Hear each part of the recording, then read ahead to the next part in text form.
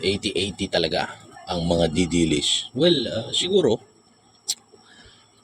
alam mo, sa atin lang to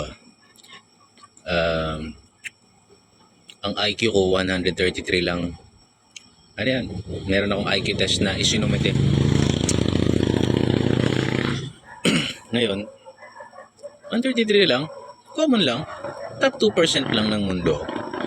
Pero,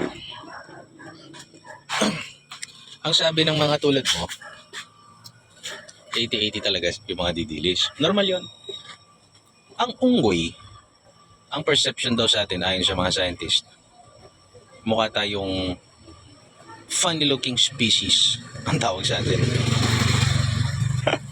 Tapos pag nakita natin yung unggoy, unggoy ganun. So, yung addict, pagka nakahayan, pakiramdam niya matalino siya. Wow, X equals this EMC squared divided by square root of the 36,000 universe and trees. Ganun yung addict eh.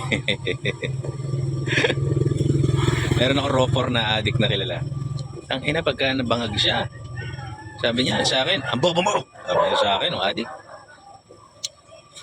Tapos yung addict, ina, tatapang.